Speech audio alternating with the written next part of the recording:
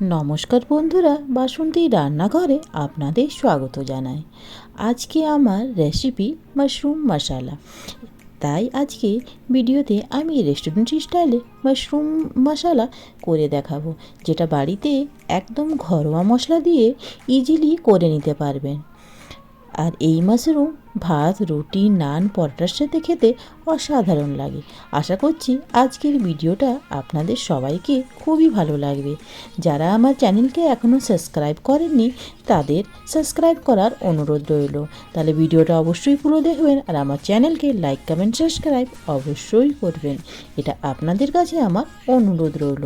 তাহলে আসুন বন্ধুরা, আমরা এই মাশরুম মশালা রেসিপিটা দেখে নিই। তো বন্ধুরা, সব থেকে প্রথমে আমি এখানে নিয়ে নিয়েছি 2 প্যাকেট মাশরুমগুলোকে ভালোভাবে ধুয়ে নিয়েছি। এইভাবে মাশরুমগুলোকে একদম ভালোভাবে ধুয়ে নিয়েছি। এখন আমি মাশরুমগুলোকে কেটে নেব। বন্ধুরা, ছোট সাইজের মাশরুম হলে আপনারা 2 পিস কিংবা 3 পিস করতে পারেন। আর যদি বড় সাইজের মাশরুম হয় তাহলে এই মাশরুমগুলোকে আপনারা এইভাবে 4 পিস কেটে নিতে পারেন। তো বন্ধুরা, একে একে করে সব মাশরুমগুলোকে আমি এইভাবে কেটে নেব। আর দেখুন বন্ধুরা, এইভাবে মাশরুমগুলো আমার কাটা হয়ে গেছে।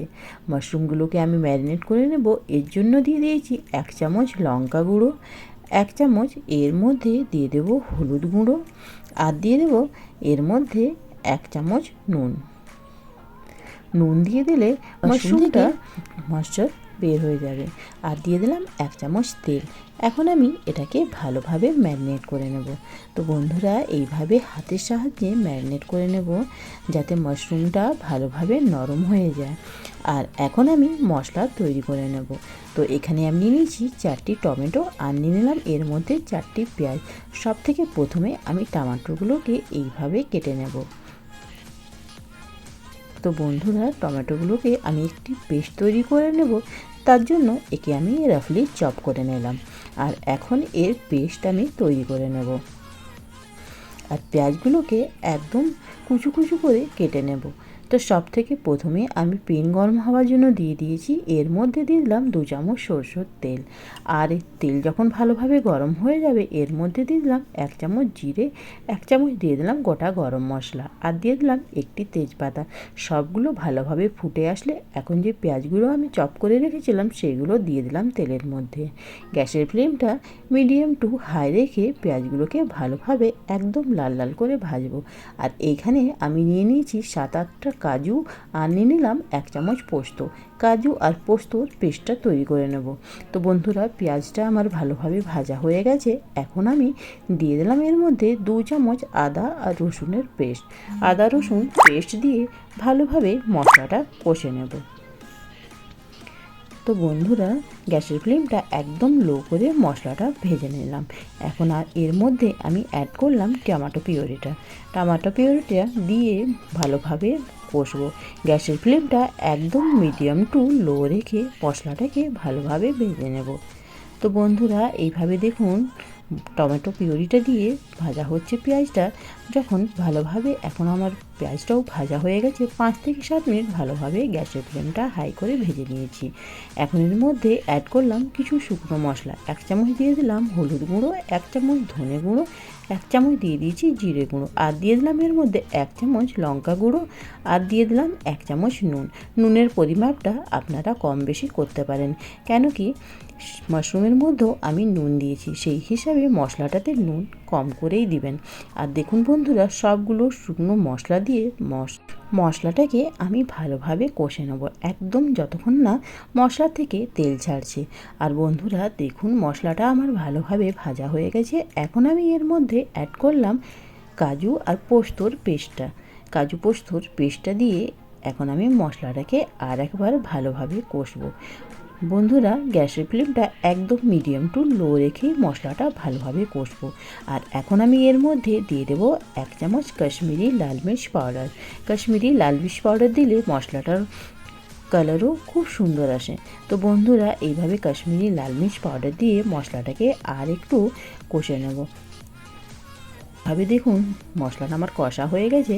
এখন আমি মাশরুমটা এর মধ্যে অ্যাড করলাম। তো দেখলেন বন্ধুরা, মাশরুম থেকে কতটা জল বের হয়েছে। আর সেই জলেই এখন মাশরুমটা ভালোভাবে সেদ্ধ হবে। তো গ্যাসের ফ্লেমটা এখন একটু হাই করে দেব। হাই করে মাশরুম আর মশলাকে ভালোভাবে কষবো। তো বন্ধুরা 5 মিনিট পর্যন্ত মশলাটাকে মাশরুমের সঙ্গে ভালোভাবে কষবো হাই ফ্লেমে। তারপরে গ্যাসের ফ্লেমটা মিডিয়াম টু লো করে দেব আর মশলাটা আর মাশরুমকে ভালোভাবে ঢাকনা দিয়ে দেব। 5 মিনিটের জন্য ঢাকনা দিয়ে দিলাম। 5 মিনিট পরে ঢাকনাটা খুলে একে আর একবার ভালোভাবে নেড়ে নেব। আর নাড়ার পরে আর একবার একে আমি ঢাকনা দিয়ে দেবো 5 মিনিটের জন্য। তো বন্ধুরা 5 মিনিট হয়ে গেছে, ঢাকনাটা খুলে নিলাম, আর একবার একে ভালোভাবে নেড়ে নিলাম। আর এখন বন্ধুরা মাশরুমটাও আমার ভালোভাবে সেদ্ধ হয়ে গেছে। 1 চামচের মধ্যে অ্যাড করলাম গরম মশলা গুঁড়ো আর দিয়ে দেবো এর মধ্যে 1 চামচের মতো চিনি। চিনি অপশনাল আছে, আপনারা দিতেও পারেন, না তো আপনারা চিনিটাকে স্কিপ করতেও পারেন। বন্ধুরা এভাবে চিনি দিলে মাশরুমের টেস্টটাকে আরও বাড়িয়ে দেয়। তো চিনি দিয়ে আর গরম মশলা দিয়ে একে আমি এইভাবে 2 থেকে 3 মিনিট নেড়ে নিলাম। আর বন্ধুরা এখন আমি এর মধ্যে অ্যাড করব কস্তুরি মেথি। হাতে একটু 2 হাতে ভালোভাবে মেথিটাকে ক্রাশ করে এখন আমি কস্তুরি মেথিটা উপর থেকে দিয়ে দেবো। 1 চামচের মতো কস্তুরি মেথি উপর থেকে দিয়ে দেবো বন্ধুরা। আর কস্তুরি মেথি দিয়ে আর একটু একে 5 মিনিটের জন্য নেড়ে নিয়ে এইভাবেই ছেড়ে দেব, যাতে কস্তুরি মেথির গন্ধটা ভালোভাবে মাশরুমের মধ্যে চলে যায়। আর বন্ধুরা এইভাবে কস্তুরি মেথি দিয়ে একে নেড়ে নিলাম আর 5 মিনিটের জন্য একে এইভাবেই ছেড়ে দেব। গ্যাসের ফ্লেমটা অফ করে দিলাম। আর এখন আমি এর মধ্যে দিয়ে দিলাম উপর থেকে কিছু ধনেপাতা কুচি। ধনেপাতা কুচি দিয়ে গ্যাসের ফ্লেমটা অফ করে এখন আমি এটাকে সার্ভ করব। তো বন্ধুরা এইভাবে আমার মাশরুম মশলা তৈরি হয়ে গেছে। কি আপনারা যে কোনো পদের সঙ্গেই পরিবেশন করতে পারেন, রুটির সঙ্গে, পরোটার সঙ্গে, নানের সঙ্গে, কিংবা আপনারা গরম ভাতের সঙ্গেও এটা পরিবেশন করতে পারেন। একদম সিম্পল স্টাইলে আর একদম ঘরোয়া মশলা দিয়ে এটা তৈরি। তো বন্ধুরা এই রেসিপিটা আপনারা অবশ্যই ট্রাই করুন। আর ভালো লেগে থাকলে আমার চ্যানেলকে লাইক, কমেন্ট, সাবস্ক্রাইব অবশ্যই করবেন। এটা আপনাদের কাছে আমার অনুরোধ রইল।